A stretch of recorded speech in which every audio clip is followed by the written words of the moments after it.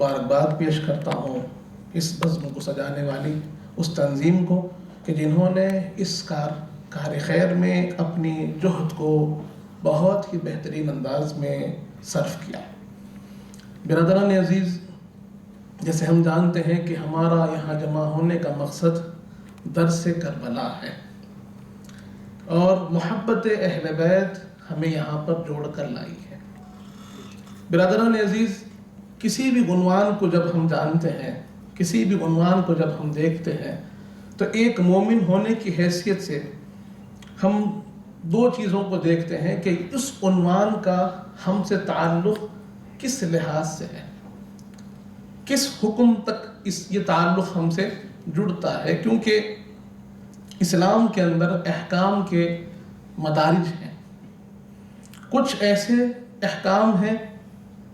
جو فرض کا حکم دیتے ہیں اور ہمیں فرضیت کی طرف لے جاتے ہیں، جو ہمارے لیے آبلیگیشن بن جاتا ہے، جس کا تکمیل کرنا، جس کو پورا کرنا ہمارے اوپر لازم ہو جاتا ہے۔ اور کچھ ایسے ہیں جو مستحب ہیں اور جن کا کرنے میں بہتری ہے اور جن کے نہیں کرنے میں کوئی حرج نہیں ہے۔ تو آج ہمارا یہاں جمع ہونا یا اہل بیت اطہار کا ذکر کرنا، ان سے اپنے تعلق کو مربوط اور وابستہ کرنا، اس کا مقام ایک مومن کی زندگی میں کیا ہے اس کو بھی جاننے کی ضرورت ہے۔ اور اس کو جاننے کے لیے سب سے بہترین جو ہمارے لیے دستور ہے، جو ہمارا اس اصولوں میں جو سب سے بنیادی اصل ہے، وہ ہے قرآن مجید۔ اللہ تبارک و تعالی قرآن مجید میں ارشاد فرما رہا ہے، قُلْ لَا أَسْأَلُكُمْ عَلَيْهِ أَجْرًا إِلَّا الْمَوَدَّةَ فِي الْقُرْبَى۔ اے حبیب، آپ فرما دیجئے کہ تم سے کوئی اجر، کوئی معاوضہ، کوئی بدلہ مطلوب نہیں ہے، إِلَّا الْمَوَدَّةَ فِي الْقُرْبَى، لیکن میرے قرابت داروں سے محبت کرو، میرے قرابت داروں سے محبت کرو۔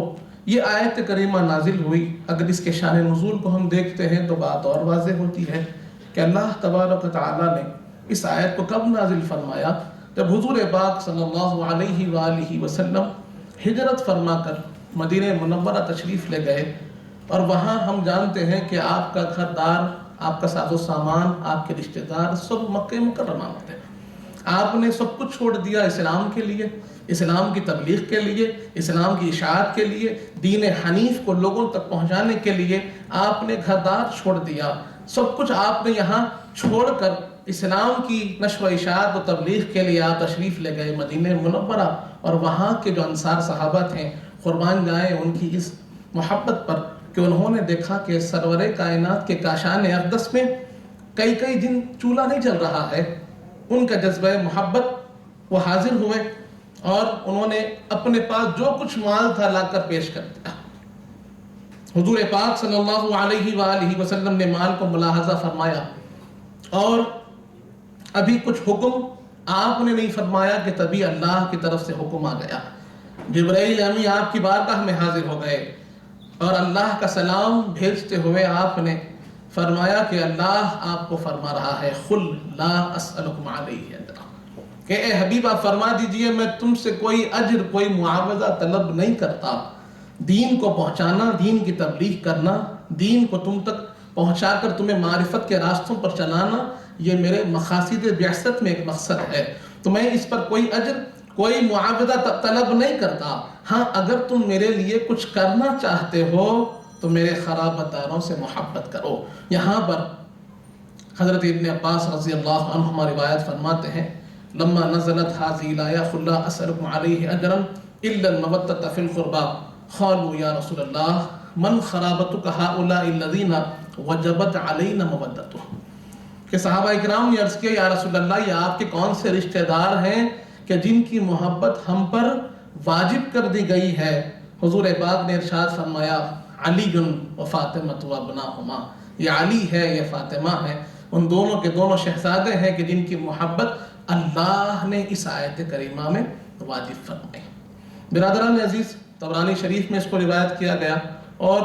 حاکم نے بھی اس کو روایت کیا، دیلمی نے بھی اس کو روایت کیا۔ تو یہ روایت کریمہ سے ہم کو معلوم ہوتا ہے یہ آیت کریمہ میں جن کی محبت کا ذکر ہے وہ حضور پاک کے گھر والوں کی محبت کا ذکر ہے۔ اور یہاں جیسے میں نے عرض کیا کہ ذہن میں خیال آتا ہے کہ محبت اہل بیت کا مقام کیا ہے، ایک مومن کے ساتھ اس کا تعلق کیا ہے، ہمیں جو عمل کرنا ہے وہ عمل کس لحاظ کا ہونا چاہیے، اہل بیت اطہار سے محبت کس اعتبار کی ہونی چاہیے، اس کا حکم کیا ہے، اس کا مقام کیا ہے۔ کیونکہ جب کوئی امر کی بات ہوتی ہے، جب کوئی حکم کی بات ہوتی ہے، تو ذہن میں یہ خیال بھی آ جاتا ہے کہ جو امر ہوتا ہے، جو حکم ہوتا ہے، وہ 16 معنی کے لیے استعمال ہوتا ہے، 16 الگ الگ معانی کے لیے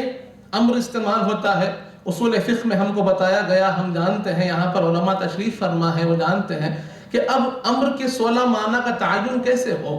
کوئی یہ کہہ سکتا ہے کہ ٹھیک ہے، محبت کا حکم تو ہے، قرابت کی محبت کا حکم تو دیا گیا، سوال تو کیا گیا، امر تو واقع ہوا، لیکن امر کس معنی میں ہے، اس کا تعین کیسے ہو؟ کیونکہ قرآن کا جب ہم دیکھتے ہیں انداز بیان تو معلوم یہ ہوتا ہے کہ قرآن میں حکم ہوتا ہے کلو وشربو، لیکن یہ امر استحباب کا ہے، ندب کا ہے، لیکن یہاں وجوب کیسے معلوم ہوگا؟ تو پھر صحابہ کرام نے حدیث پاک میں ہم کو سمجھا دیا، صحابہ کرام نے اس تعین کو ہم کو بتا دیا اور بتایا کہ وجبت علینا مودتہم، یہ کن کی محبت ہے جو ہم پر واجب کر دی گئی ہے۔ تو امر کے تعین کو بھی صحابہ کرام نے بتا دیا، حکم مودت کو بھی صحابہ کرام نے بتا دیا، اور یہ بتا دیا کہ صحابہ کرام پر بھی محبت اہل بیت واجب ہے، ہم تو ان کے غلام ہیں۔ برادران عزیز، اسی طرح قرآن مجید اہل بیت اطہار کا تعارف بھی دے رہا ہے، ان کی پہچان ہم کو بتا رہا ہے،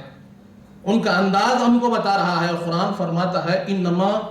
یرید اللہ لیذھب عنکم الرجس اہل البیت ویطہرکم تطہیرا، یقیناً اللہ تبارک و تعالی اس بات کا ارادہ فرماتا ہے اے اہل بیت کہ تم کو پاک و صاف کر دیں، مزکا اور مزفہ کر دیں، اور ہر ایک پلیدگی کو، ہر ایک رجس کو، ہر ایک ناپاکی کو تم سے دور کر دیں۔ اللہ نے اعلان فرما دیا، اللہ نے نبی پاک کے گھر والوں کے لیے اعلان فرمایا قرآن مجید میں کہ نبی پاک کے گھر والوں کو پروردگار پاک و صاف کر چکا ہے، مزکا اور مصفہ کر چکا ہے، ہر ایک پلیدگی کو، ہر ایک گندگی کو، ہر ایک رجس کو، ہر ایک نجس کو آپ سے دور کر چکا ہے۔ یہ اعلان پروردگار کا ہوا، اللہ نے اعلان فرما دیا۔ اب یہ اہل بیت سے مراد کون ہے؟ اکثر لوگوں کے ذہنوں میں یہاں خیال اٹھتا ہے، کیونکہ جب ہم سیاق و سباق کو پڑھتے ہیں، اوپر کی آیات کو جب تسلسل کو ہم پڑھتے ہیں، تو وہاں یہ بات معلوم ہوتی ہے کہ یہ تو امہات المومنین کا ذکر چل رہا ہے، لیکن یہاں پر ہم جب دیگر جو حضور پاک کے گھر والے ہیں، حسنین کریمین ہیں، مولا علی ہے، بی فاطمہ الزہرا سلام اللہ علیہا ہے، ان کا جب ذکر کرتے ہیں تو معلوم ہوتا ہے کہ یہ ذکر کیسے یہاں پر، کیا یہ آؤٹ آف دی کانٹیکسٹ تو نہیں ہے، ایسا ذکر کیوں ہو رہا ہے؟ تو اس کے لیے احادیث کریمہ بہترین تفسیر بیان کرتے ہیں۔ اس سے پہلے نظم قرآن بھی ہم کو اس بات کی طرف اشارہ کرتا ہے۔ اگر ہم قرآن کے نظم کو پڑھیں گے تو وہاں ہم کو اشارہ ملتا ہے کہ جب ہم آیت کریمہ پڑھتے ہیں انما یرید اللہ لیذھب عنکم پر اگر تھوڑا سا رک کر غور کریں تو معلوم ہوگا کہ اوپر کے جو ضمائر اللہ نے استعمال فرمائے وہاں پر سارے جمع مؤنث کے ضمائر ہیں، سارے ضمائر اوپر کے جمع مؤنث کے ہیں، انتنا ہے، ہننا ہے، کننا ہے، لیکن جیسے ہی آیت تطہیر آئی تو اللہ نے کہا انکم فرمایا، اور کم کی ضمیر متخاذی ہوتی ہے کم سے کم 3 مرد حضرات کی، کیونکہ ہم جانتے ہیں کہ جمع مذکر کی جو ضمیر ہے وہ کم سے کم تقاضا کرتی ہے 3 مذکر حضرات کی۔ اب یہاں قرآن کا نظم ہم کو سمجھا رہا ہے کہ یہ آیت تطہیر کی فضیلت تب تک مکمل نہیں ہو سکتی جب تک کہ 3 مرد حضرات اس میں شامل نہ ہو، صرف امہات المومنین نہیں، آگے اس کے اندر 3 اور ہم کو ایسے چاہیے جو اس مذکر ضمیر کا تقاضا مکمل کر سکے۔ اب یہاں تک تو بات قرآن نے سمجھا دی، اس کی تفسیر جو حدیث پاک میں ہے وہ ہم کو واضح کرتی ہے کہ وہ 3 مذکر حضرات کون ہیں۔ حضور پاک صلی اللہ علیہ وآلہ وسلم بی بی ام سلمہ رضی اللہ عنہا کے کاشان اقدس میں تشریف فرما ہیں، حضرت عمر بن ابی سلمہ رضی اللہ عنہ اس کی روایت فرماتے ہیں، آپ فرماتے ہیں لما نزلت هذه الآیہ، کہ یہ جو انما یرید اللہ لیذھب عنکم الرجس اہل البیت ویطہرکم تطہیرا، دعا رسول اللہ صلی اللہ علیہ وسلم فاطمہ والحسن والحسین وجل لهم بکساء وعلی خلف ظہرہ وجل له بکساء ثم دعا اللہم ہؤلاء اہل بیتی فاذھب عنہم الرجس وطہرہم تطہیرا۔ کہ آپ فرماتے ہیں یہ آیت کریمہ نازل ہوئی بی بی ام سلمہ رضی اللہ عنہ کے کاشان اقدس میں، حضور پاک وہاں تشریف فرما تھے، اور وہاں پر جب یہ آیت کریمہ نازل ہوئی حضور پاک نے بلوایا کس کو؟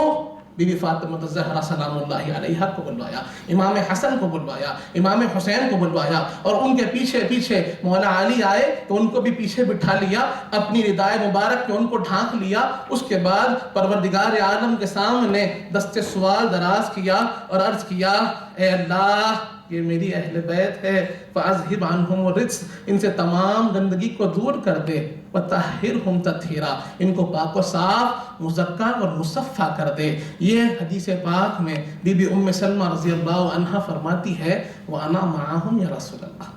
یا رسول اللہ میں بھی اس میں شامل ہو جاؤں گی، میں بھی اس میں شامل، مجھے بھی شامل کر لیجئے۔ حضور پاک کہتے ہیں انتی علی مکانکی انتی علی خیر، کہ ام سلمہ آپ کا مقام تو لوگوں کو معلوم ہے، آپ امہات المومنین میں ہیں، اس مقام کو کوئی ڈینائی نہیں کر سکتا، جو مقام قرآن نے آپ کو دیا کوئی اس کو جھٹلا نہیں سکتا، لیکن میری نگاہیں دیکھ رہی ہے کیا ہونے والا ہے۔ میں لوگوں کو حجت کے طور پر بتانا چاہتا ہوں کہ یہ وہ لوگ ہیں کہ ان کا ہر فیصلہ پاکی پر مبنی ہے، ان کا ہر ایک ادا اچھائی پر، سچائی پر، حق پرستی پر مبنی ہے، اور جب جب یہ جہاں جہاں کھڑے ہوں گے ان کے ساتھ حق کھڑا ہوگا، جب جب یہ جہاں جہاں کھڑے ہوں گے ان کے ساتھ پروردگار کا یہ اعلان کھڑا ہوگا کہ یہ پاک و صاف ہیں، ان کے ساتھ کوئی غلطی کوئی گناہ نہیں کھڑا ہو سکتا۔ تو برادران عزیز آیت تطہیر سمجھاتی ہے کہ وہاں کوئی 3 مرد ہونے چاہیے۔ حضور پاک بتاتے ہیں وہ 3 مرد کون ہیں؟ وہ علی ہے، وہ حسن ہے، وہ حسین ہے علیہ السلام رضی اللہ عنہ۔ برادران عزیز تو اللہ نے بیان کیا کہ حضور پاک کے جو گھر والے ہیں وہ پاک و صاف ہیں، وہ پاک و صاف ہیں، ہر ایک رجس ان سے دور ہے، ہر ایک پلیتی کو اللہ نے ان سے دور رکھا ہے۔ اب وہ کوئی خطا کی طرف، گناہ کی طرف، خرابی کی طرف، غلط راہ کی طرف، گمراہی کی طرف، لغزش کی طرف نہیں جائیں گے، وہ ہمیشہ حق کے ساتھ رہیں گے۔ تبھی تو اللہ نے فرما دیا کہ علی مع حق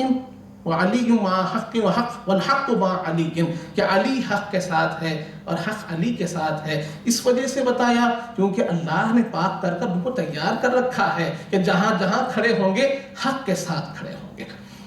اسی کی طرف اشارہ کرتے ہوئے وہ حدیث پاک بھی یاد آ رہی ہے کہ مسلم شریف میں بھی یہ حدیث موجود ہے، ابو داؤد میں یہ حدیث موجود ہے، مسند امام احمد بن حنبل میں یہ حدیث موجود ہے کہ حضور پاک صلی اللہ علیہ وسلم نے ارشاد فرمایا انی تارکم فیکم الصخرین، میں تمہارے درمیان میں 2 بھاری چیزیں چھوڑے جا رہا ہوں، ما ان اخذتم لن تضل ابدا، کہ اگر تم ان کو تھام لوگے کبھی گمراہ نہیں ہوگے،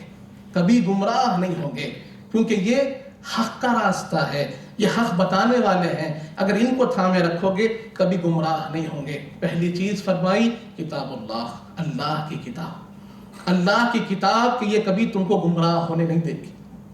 اور دوسری چیز فرمائی اہل بیتی عطرتی، میری اہل بیت میری عطرت، کہ تم ان کو تھامے رکھو کبھی گمراہ نہیں ہوں گے، کبھی گمراہ نہیں ہوں گے۔ اور آگے یہ بھی فرما دیا نہیں یتفرقا حتی یرید علیہ الحوض، کہ یہ دونوں چیزیں قرآن اور اہل بیت کبھی جدا نہیں ہوں گے یہاں تک کہ وہ حوض کوثر پر مجھ سے آ کر ملاقات کریں گے۔ برادران عزیز یہاں بھی اس حدیث پاک سے ہم کو واضح ہو گیا کہ قرآن کبھی گمراہ نہیں کرتا، گمراہ ہونے والے وہ افکار ہیں جو قرآن سے متضاد ہوتے ہیں، جو قرآن کے ساتھ چلے، قرآن کے تقاضوں کو صحیح انداز میں سمجھ کر چلے تو پھر وہ کبھی گمراہ نہیں ہوتے۔ اسی طرح جن کے دل میں اہل بیت اطہار کی محبت ہوگی وہ کبھی گمراہ نہیں ہوں گے۔ تو یہ قرآن ہم کو سکھا رہا ہے کہ اہل بیت اطہار کی محبت ہر مومن پر واجب ہے۔ یہ قرآن ہم کو بتا رہا ہے اہل بیت اطہار پاک و صاف مزکا اور مصفا ذاتیں ہیں، وہ نفوس قدسیہ ہے جن کو اللہ نے پاک کر دیا ہے۔ تو یہ تعلق اللہ سے ہے ان کا، اور اللہ یہ تعارف ہم کو اہل بیت اطہار کا دے رہا ہے۔ اب دوسرا ایک اہم چیز جو ہمارے پاس ہوتی ہے، سب سے اہم چیز جو ہمارے پاس سب سے بڑی نعمت ہے، سب سے بڑی دولت ہے، وہ ہے ایمان۔ ایمان یہ سب سے بڑی دولت ہے جو اللہ نے ہم کو عطا فرمائی ہے۔ تو ایمان اور اہل بیت کا تعلق کیا ہے، اگر اس کو بھی جان لیں گے تو بات اور واضح ہو جائے گی۔ حضرت عباس بن عبد المطلب رضی اللہ عنہ، آپ سے روایت منقول ہے، ابن ماجہ شریف میں یہ حدیث موجود ہے، نسائی شریف میں یہ حدیث موجود ہے، بڑی مشہور حدیث پاک ہے۔ آپ فرماتے ہیں کہ ایک مرتبہ میں قریش کے ایک جماعت کے پاس سے گزرا، قریش کے کچھ لوگ بیٹھے ہوئے آپس میں یتحدثون گفتگو کر رہے تھے، میں وہاں سے گزرا تو مجھ کو دیکھ کر انہوں نے اپنی گفتگو کو روک دیا، اور ایسے انداز میں مجھ سے ان کا انداز جو رہا، اس انداز میں انہوں نے میرے ساتھ سلوک کیا کہ معلوم ہوا کوئی غیر ان میں داخل ہو گیا، جبکہ کلمہ وہ تھے،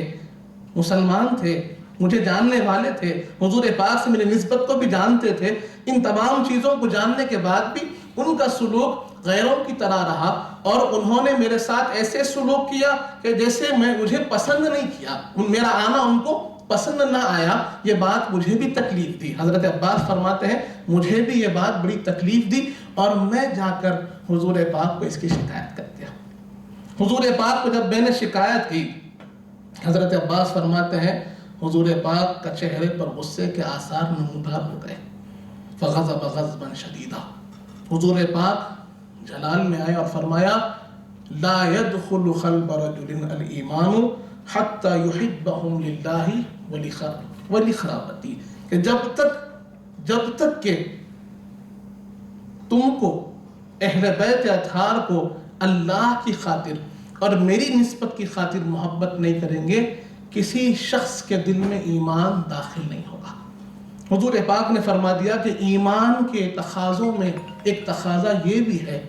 ایمان قلب میں جاگزی ہو جائے، اس کے لیے ایک ضرورت یہ بھی ہے کہ جیسے محبت قرآن سے ہو، جیسے محبت حضور پاک سے ہو، ویسے ہی محبت حضور پاک کے خانوادے سے بھی ہو، حضور پاک کے رشتہ داروں سے بھی ہو، اور اس محبت کی وجہ اور اس کا سبب بھی حضور پاک نے بتا دیا کہ علت کیا ہو محبت کی، وہ بھی حضور پاک نے سمجھا دیا۔ کیونکہ کبھی ہم محبت کرتے ہیں تو کسی کے حسن کی وجہ سے محبت کرتے ہیں، کبھی محبت کرتے ہیں تو کسی کے علم کی وجہ سے محبت کرتے ہیں، کبھی محبت کرتے ہیں کسی کے اخلاق کی وجہ سے محبت کرتے ہیں، کبھی محبت کرتے ہیں رشتہ داری کی وجہ سے محبت کرتے ہیں، اپنے قلبی تعلق کی وجہ سے محبت کرتے ہیں۔ لیکن حضور پاک فرماتے ہیں کہ جب میری اہل بیت سے محبت کرو تو صرف دو وجوہات تمہاری نظروں میں رہے، ایک اللہ کے لیے محبت کرو، ایک میری نسبت کی خاطر محبت کرو۔ حضور پاک نے وجہ محبت بھی بتا دی۔ کبھی ایسا ہوتا ہے، کبھی ہماری نظروں میں ایسا ہوتا ہے کہ آل رسول ہوتے ہیں لیکن بظاہر کمزور ہوتے ہیں، علمی اعتبار سے کبھی کمزور ہوتے ہیں، کبھی معاشی اعتبار سے کمزور ہوتے ہیں، کبھی مقام و مرتبے کے لحاظ سے کمزور ہوتے ہیں، لیکن جب ہم ان سے تعلق کو ڈھونڈیں نا تو انہی دو وجوہات پر ڈھونڈیں کہ یہ دو چیزوں کو اپنی مد نظر رکھیں کہ میں محبت کر رہا ہوں للہ ولی خرابتی، اللہ کے لیے اور حضور پاک کی نسبت کی خاطر اہل بیت اطہار سے محبت کرنا ہے۔ اس کے بعد قرآن مجید میں ویسے تو بہت سی آیات ہیں جہاں پر اللہ نے اہل بیت اطہار کی خصوصیات کو بیان کیا۔ آیت مباہلہ ہمارے سامنے ہے، آیت صدقہ ہمارے سامنے ہے، آیت زکوٰۃ ہمارے سامنے ہے۔ تو جہاں پر اہل بیت کی محبت کو حضور پاک نے بیان کیا، قرآن مجید نے بیان کیا، ایک آیت کریمہ کا عرض کرتا ہوا اپنی بات کے اختتام کی طرف لے چلو۔ بڑی مشہور آیت، جیسے میں نے خطبے میں بھی اس کو پڑھا، آیت درود جسے کہتے ہیں۔ آیت درود میں جب ہم آیت درود پڑھتے ہیں، ان اللہ و ملائکتہ یصلون علی النبی یا ایھا الذین آمنوا صلوا علیہ وسلموا تسلیما، تو اللہ نے حکم دیا اے ایمان والو تم بھی درود و سلام بھیجا کرو۔ جیسے اللہ اس کے فرشتے حضور پاک پر درود بھیجتے ہیں، ویسے ہی ایمان والوں کو بھی حکم دیا گیا کہ درود و سلام تم بھی بھیجا کرو۔ اب یہاں پر جب درود کی بات آئی، صحابہ اکرام سے حضور پاک نے ارشاد فرمایا لا تصلوا علی صلاۃ المطیع، کہ تم مجھ پر ناقص درود مت بھیجو، کہ تم مجھ پر ناقص درود مت بھیجو۔ اس پر صحابہ کرام نے عرض کیا یا رسول اللہ ما الصلاۃ البطیٰ، کہ وہ کیا ہے، ناقص درود کا مطلب بھی سمجھا دیجیے تاکہ ہم اس سے بچ سکیں۔ تو حضور پاک نے کہا کہ صحابہ آپ کہتے ہو اللہم صلی علی محمد اور رک جاتے ہو، بل قولوا اللہم صلی علی محمد وعلی آل محمد، کہ جب تک کہ آل محمد پر درود نہ بھیجا جائے تو درود بھی مکمل نہیں ہوتا۔ یہ فضیلت بہت بڑی ہے۔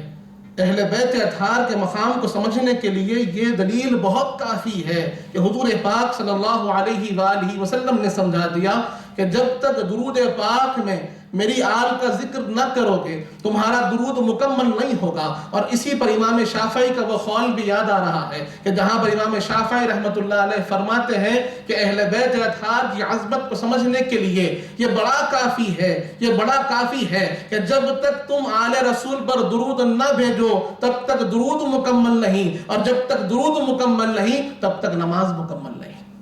تو یہ چیزیں ہیں ان کو جو ہمیں اہل بیت اطہار کی اہمیت اور ان کی فضیلت بیان کرتی ہے۔ اسی طرح احادیث تو بے شمار ہے، جیسے ہم نے جانا کہ ایک تو قرآن کیا کہتا ہے،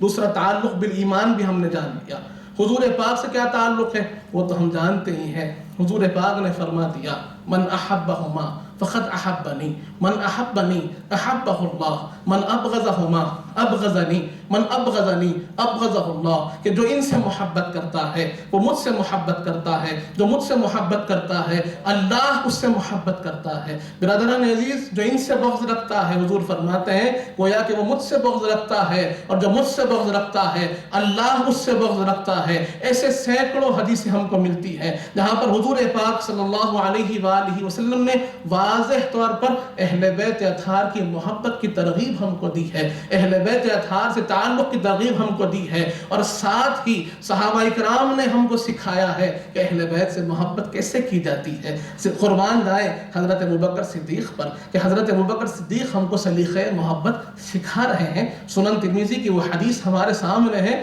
کہ جہاں پر خلیفہ راشد، خلیفۃ المسلمین حضرت ابوبکر صدیق کسی کام سے جا رہے ہیں، دونوں شہزادوں کو امام حسن امام حسین کو کھیلتا ہوا دیکھا تو اپنے کام کو روک دیا، موقوف کر دیا، اور دونوں شہزادوں کو لے کر اپنے کاندھوں پر بٹھا دیا۔ اپنے کاندھوں پر بٹھا کر خلیفۃ المسلمین جب ان کو سیر کرانے لگے تو دیکھنے والی نگاہوں نے دیکھا اور کہا کہ کیا پیاری سواری ہے، کیا پیاری سواری ہے۔ اہل بیت اطہار کے دونوں شہزادوں سے کہنے لگے اے حسن اے حسین کتنی پیاری سواری ہے، خلیفۃ المسلمین کی سواری کر رہے ہو، کتنی پیاری سواری ہے۔ قربان جائیں حضرت ابوبکر صدیق پر، انہوں نے کہا کہ رک جاؤ، سوار بھی کتنے پیارے ہیں، سوار بھی کتنے پیارے ہیں۔ اس پر آپ نے کہا سنو میں تمہیں حدیث پاک سناتا ہوں۔ ایک مرتبہ میں نے حضور پاک کو دیکھا کہ حضور پاک صلی اللہ علیہ وآلہ وسلم اپنے دونوں شہزادوں کو ایسے ہی کاندھے پر بٹھا کر یوں ہی سیر کرا رہے تھے، اور یہی ابوبکر نے کہا تھا کہ شہزادوں کتنی پیاری سواری ہے، رسول اعظم کی سواری کر رہے ہو، رسول اعظم کی سواری کر رہے ہو، کتنی پیاری سواری ہے۔ تو میرے آقا نے کہا تھا ابوبکر سوار بھی کتنے پیارے ہیں، سوار بھی کتنے پیارے ہیں۔ تو محبت کے تقاضوں کو پورا کرنا یہ ہمیں حضرت ابوبکر صدیق نے بھی سکھایا ہے، حضرت عمر فاروق نے بھی سکھایا ہے۔ تو برادران عزیز یہاں عرض یہ کرنا چاہتا ہوں کہ قرآن کا تقاضا یہی ہے کہ ہم اہل بیت سے محبت کریں، حدیث کا تقاضا یہی ہے کہ اہل بیت سے محبت کریں، ایمان یہی متقاضی ہے کہ ہم اہل بیت اطہار سے محبت کریں۔ اسی طرح حضور پاک صلی اللہ علیہ وسلم نے بارہا فرمایا انی اذکرکم فی اہل بیتی، انی اذکرکم فی اہل بیتی، میں تم کو میرے اہل بیت اطہار کے بارے میں تمہیں نصیحت کرتا ہوں، میں تمہیں یاد دلاتا ہوں میرے اہل بیت کا خیال رکھو، میرے اہل بیت کا خیال رکھو۔ ان تمام چیزوں کے بعد بھی ایسا کیا ہوا کہ پھر کربلا رونما ہوا؟ اس کی وجہ کیا ہے؟ یہ واقعہ ہونے کی وجہ کیا ہے؟ اس کو بھی جاننے کی ضرورت ہے۔ جہاں ہم نے یہ بات کو جانا ہے کہ حضور پاک نے فرما دیا کہ ان کی محبت میری محبت ہے، ان کا بغض میرا بغض ہے، اس کے بعد بھی یہ واقعہ ہونے کی وجہ کیا ہے؟ تو جیسے ہم جانتے ہیں، لوگ کہتے ہیں کہ جانے کی وجہ کیا ہے؟ بیعت سے انکار کرنے کی وجہ کیا ہے؟ تو اس کو اگر جانیں گے تو بات سمجھ میں آئے گی کہ یہاں معاملہ خلافت کا نہیں تھا، یہاں معاملہ تخت و تاج کا نہیں تھا، یہاں معاملہ اپنے آپ کو قائم کرنے کا نہیں تھا، یہاں معاملہ آپ پڑا تھا نظام اسلام کا۔ بات آ چکی تھی اسلامی احکام کی، بات آ چکی تھی قرآنی احکام کی، بات اس بات پر پہنچ چکا تھا، معاملہ یہاں تک پہنچ گیا تھا کہ یزید یہ چاہتا تھا کہ جیسے حضرت ابوبکر صدیق رضی اللہ عنہ کو خلیفۃ المسلمین کہا جاتا ہے،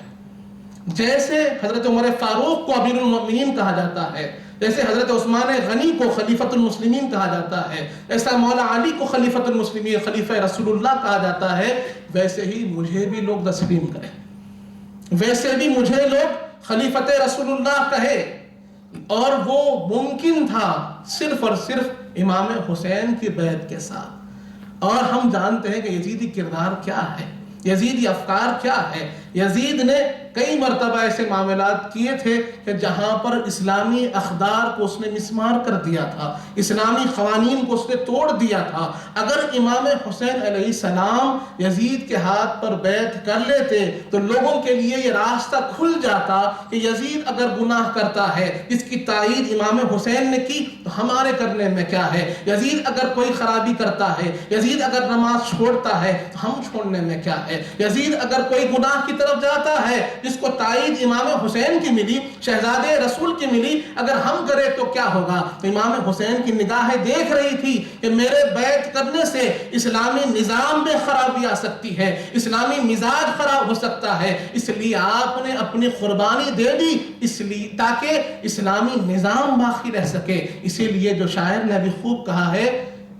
کیا فرمایا گیا، اسلام زندہ ہوتا ہے ہر کربلا کے بعد۔ لوگوں نے کہا اسلام مرا ہی کب تھا؟ جب اسلام مرا ہی کب تھا، اسلام مرا نہیں تھا۔ کبھی کبھی ما یکون کا بھی اعتبار کیا جاتا ہے۔